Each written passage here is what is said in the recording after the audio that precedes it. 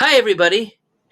This question comes from our monthly Ask Dr. David Live series. Hope you find it helpful.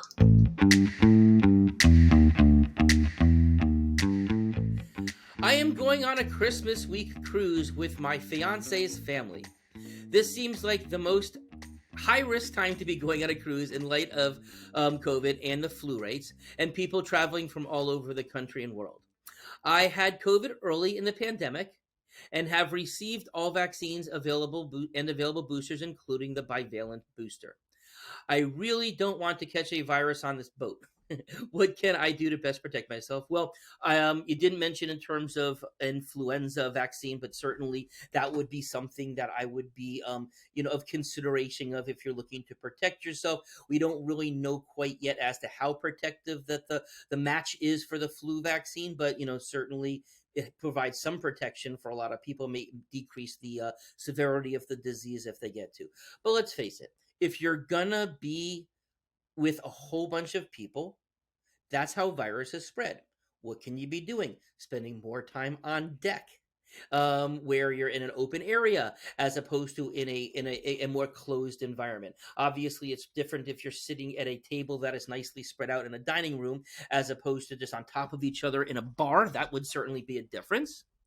Of course, if you're super concerned for yourself, wearing a high quality, well fit N95 or KN95 type of mask, because we know that that's still really kind of the best protection for somebody. We're not going to expect everybody else to be wearing masks because we know that the ships are not requiring those, hasn't been for a long time. And of course, we know there are not testing going on for the different viruses. And of course, beyond flu and RSV, there's para-influenzas and rhinoviruses and all other types of viruses that typically go on this time of year. Okay. So, of course, the immune protocol that we talked about, what I would consider doing is, again, taking our vitamin A, maybe starting, as the start of the immune protocol, starting maybe a day before, even if you're flying in for the cruise, or starting for a couple of days before you get on the boat, continuing the immune protocol all the way through until a few days afterwards you get off. Maybe if there was 4 days off and you want to repeat the vitamin A for 2 more doses in the middle after taking a few days off, and maybe even doing it again right when you get off another 3 to 4 days later in case you were exposed to something after that, that could be very helpful. But gosh, I mean, I've traveled during this time. I've been on cruises many times. We know how to take care of ourselves. Again, how's your vitamin D and zinc level going into it in the first place? I think that's a huge thing.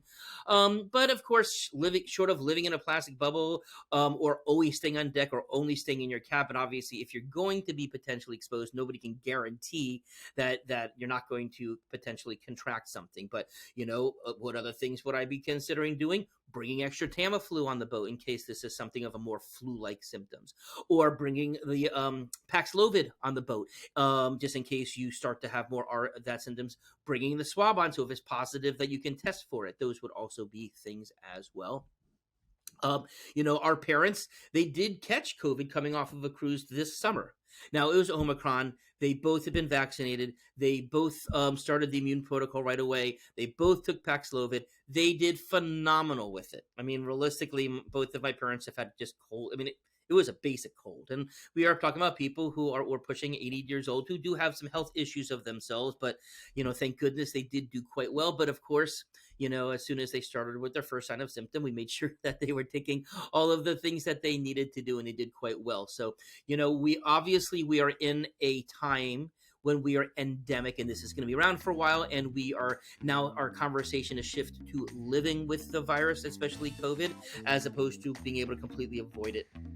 And that's kind of really more the way I would be thinking about this. And hope you have a great trip. I realize it could be a little unsettling about that. I totally understand if you're trying to wanting to be with the family, and maybe the only time during a year, a lot of us can only get together once a year on that. So I totally understand that, but I do hope that you have a great time.